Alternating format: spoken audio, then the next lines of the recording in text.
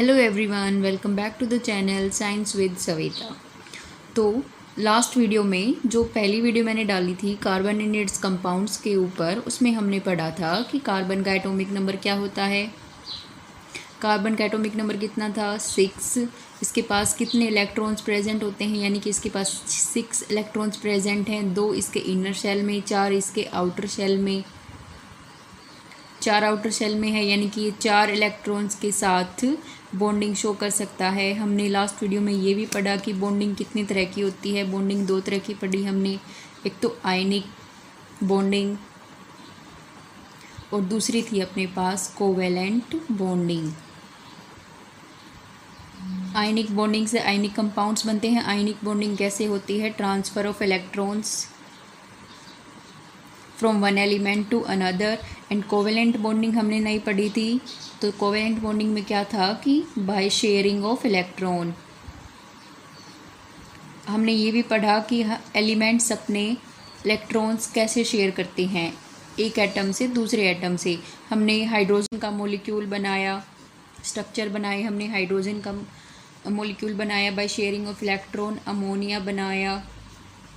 और हमने कार्बन का जो कार्बन कंपाउंड्स का बिल्कुल ही सिंपल जो कार्बन कंपाउंड है मीथेन, वो हमने बना के देखा, जिसमें कार्बन अपने चारों इलेक्ट्रॉन शेयर करता है किसके साथ? 4 हाइड्रोजन के साथ, और बॉन्ड बनाता है, सिंगल बॉन्ड बनाता है सबके साथ। आगे बढ़ते हैं। आज हम पढ़ने जा रहे हैं versatile nature of carbon. Versatile का पहले तो हम ये देखते हैं कि वर्सटाइल का मतलब क्या होता है। वर्सटाइल का मतलब होता है object which have many uses, यानी कि कार्बन एक ऐसा एलिमेंट है जिसके बहुत सारे यूजेस हैं। एक तो ये कि ये अपने बहुत सारे कार्बन कंपाउंड्स बनाता है। वर्सटाइल नेचर ऑफ कार्बन में हम पढ़ेंगे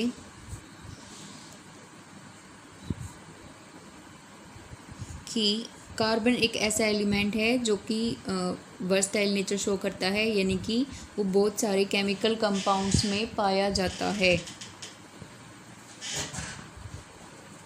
हम ये देखेंगे कि कार्बन के पास ऐसी कौन सी प्रॉपर्टी है जिसके कारण ये अपना वर्सटाइल नेचर शो करता है।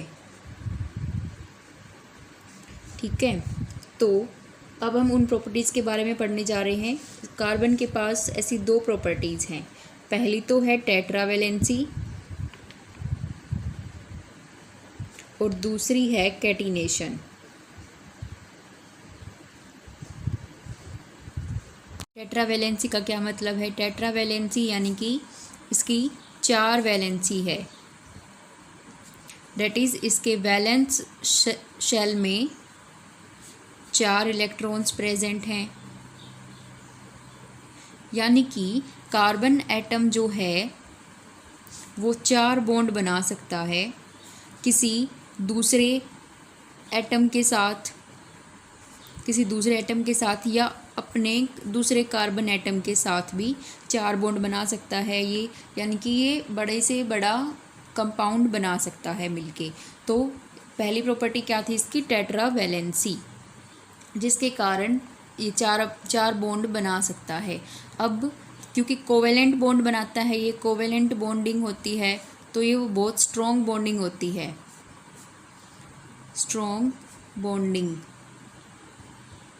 जिसकी वजह से जो कार्बन कंपाउंड्स हैं वो बहुत ही स्टेबल होते हैं। यानी कि स्ट्रॉन्ग बॉन्डिंग होगी। अगर कोई भी चीज़ स्ट्रॉन्ग होगी, हमने लगा लिया कि कोई भी चीज़ स्ट्रॉन्ग है, यानी कि वो आसानी से टूट नहीं सकती, तो उतनी ही वो स्टेबल होगी, यानी कि वो जल्दी से टूटेगी नहीं। तो इसलिए बहुत कार्बन जो है अपने स्टेबल कार्बन कंपाउंड्स बनाता है। दूसरी प्रॉपर्टी क्या है अपने पास? कैटिनेशन। कैटिनेशन क्या है? The property of carbon element due to विच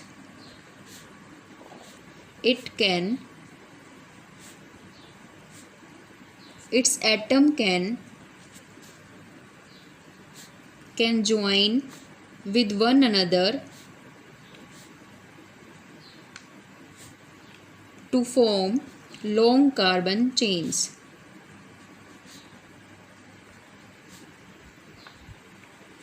देखिए कैटिनेशन में हम पढ़ेंगे कि कैटिनेशन कार्बन एलिमेंट की एक ऐसी प्रॉपर्टी है जिसके कारण ये अपने ही दूसरे एटम्स के साथ लॉन्ग चेन बना सकता है। ऐसे जैसे एक कार्बन है, ये दूसरे कार्बन के साथ जुड़ा, ये दूसरे कार्बन के साथ जुड़ा, फिर ये दूसरे कार्बन के साथ जुड़ता है। ऐसे चाहे ये जितनी लंबी लॉन्ग चेन बना ले फिर भी ये स्टेबल कंपाउंड्स बनेंगे, लॉन्ग चेन बना सकता है। अब हमने ऐसे कार्बन ऊपर, ये ब्रांच चेन हो गई, ब्रांच चेन्स भी कार्बन एलिमेंट बना सकता है, ये लॉन्ग चेन हो गई। और तीसरी है रिंग भी बना सकता है, यानी कि कैटिनेशन प्रॉपर्टी के कारण कार्बन एक रिंग की फॉर्म भी ले सकता है। जैसे एक मॉलिक्यूल अपने पास होता है बेंजीन, चलिए बेंजीन को बाद में पढ़ेंगे। जैसे ये कार्बन है, 6 कार्बन एलिमेंट्स जब रिंग की फॉर्म में आएंगे तो क्या बनाएंगे, एक रिंग बना देंगे।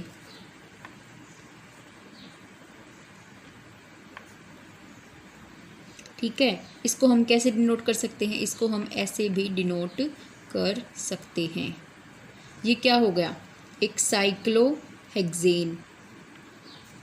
ये साइक्लोहेक्सेन, इसकी नेमिंग हम आगे पढ़ेंगे तब पता चलेगा कि इसको साइक्लोहेक्सेन नाम क्यों दिया गया। जैसे 3 कार्बन हो गई, उसकी भी स्मॉलेस्ट रिंग 3 कार्बन्स की बनती है।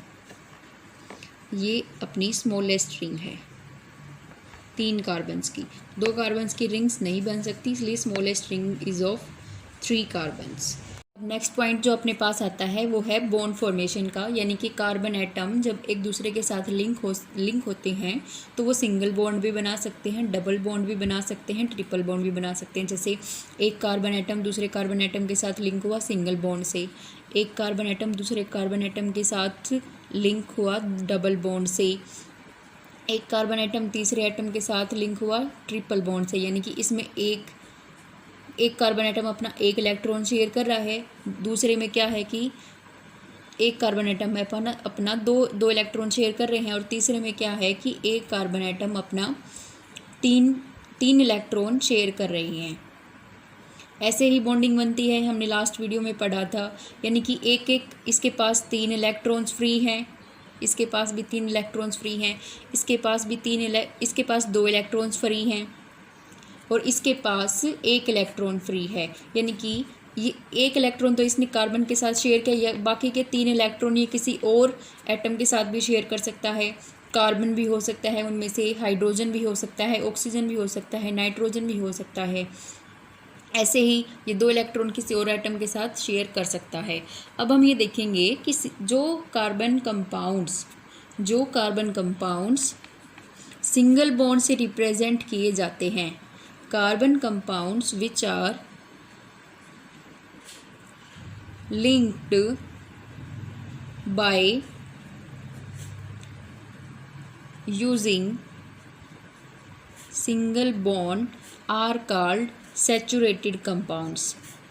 ये अपने पास एक नई टर्म आ गई, सैचुरेटेड कंपाउंड्स। और जो कार्बन कंपाउंड्स डबल बॉन्ड के साथ लिंक किए जाते हैं, जो carbon compounds which are linked by double bonds and triple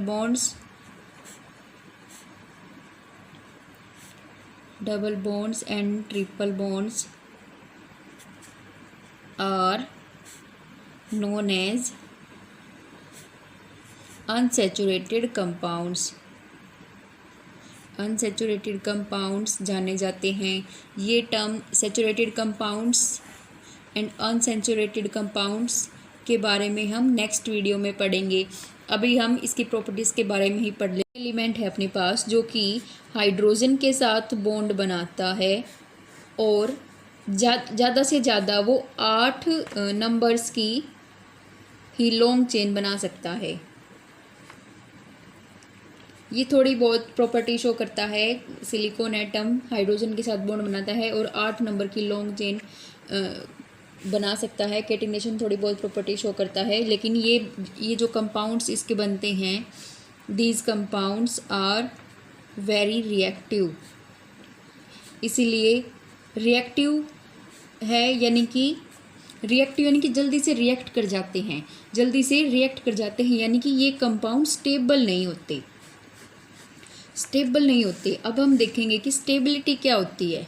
stability किस चीज़ पे डिपेंड करती है। देखो, अगर बॉन्ड हमने जो बनाया वो होगा स्ट्रॉन्ग बॉन्ड होगा तो जल्दी से टूटेगा नहीं, यानी कि किसी और एलिमेंट को देख के या किसी और मॉलिक्यूल को देख के जल्दी से टूटेगा नहीं, यानी कि वो स्ट्रॉन्ग बॉन्ड बना है ना, तो वो क्या होगा कि वो स्टेबल होगा कंपाउंड। और अगर बॉन्ड होगा वीक होगा, किसी दूसरे मॉलिक्यूल को देख के टूट जाएगा तो वो अनस्टेबल कंपाउंड बनेगा और वो बहुत ही ज़्यादा रिएक्टिव बनते हैं। अनस्टेबल कंपाउंड बहुत ही ज़्यादा रिएक्टिव होते हैं, यानी कि किसी भी दूसरे मॉलिक्यूल को देख के जल्दी से उसके साथ रिएक्ट कर जाते हैं। ठीक है, अब जो कार्बन कंपाउंड्स हैं, हमने पढ़ा था कि कार्बन कंपाउंड्स स्टेबल कंपाउंड्स बनते हैं। क्यों बनते हैं? क्योंकि कार्बन का स्मॉल साइज के कारण, due to the small size of carbon का बहुत ही छोटा साइज होता है और इसकी वजह से जो इसका न्यूक्लियस है छोटा साइज है, यानी कि इसका न्यूक्लियस, ये अपने पास न्यूक्लियस है, ये इलेक्ट्रॉन्स प्रेजेंट हैं, ये 2 इलेक्ट्रॉन्स इसमें, 4 इलेक्ट्रॉन्स इसमें, ये अपने पास न्यूक्लियस है। न्यूक्लियस क्या करेगा कि इन छोटे साइज के कारण ना इन 6 इलेक्ट्रॉन्स को ना जल्दी से होल्ड कर सकता है। बाकी के जो एटम इसके साथ जुड़ेंगे ना, उनको भी मतलब ये 2 बॉन्ड में बनाए, 2 लेयर्स में ही 2 शेल है ना इसके पास, इनको जल्दी से होल्ड कर सकता है, यानी कि जल्दी से इलेक्ट्रॉन्स को बाहर निकलने नहीं देता। इसकी वजह से जो स्ट्रॉन्ग बॉन्ड बनते हैं और वो स्टेबल कंपाउंड्स बनते हैं कार्बन कंपाउंड्स के। सिलिकॉन का क्या है कि बड़ा साइज है। सिलिकॉन का एटॉमिक नंबर हम देखें तो उसके एटॉमिक नंबर बहुत बड़ा है उसका, यानी कि उसका बिग साइज है, लार्ज साइज। तो इसका न्यूक्लियस इलेक्ट्रॉन्स को होल्ड नहीं कर पाता, यानी कि वो वीक बॉन्ड बनाते हैं और रिएक्ट हो जाते हैं जल्दी से। ठीक है, नेक्स्ट वीडियो में हम पढ़ेंगे सैचुरेटेड एंड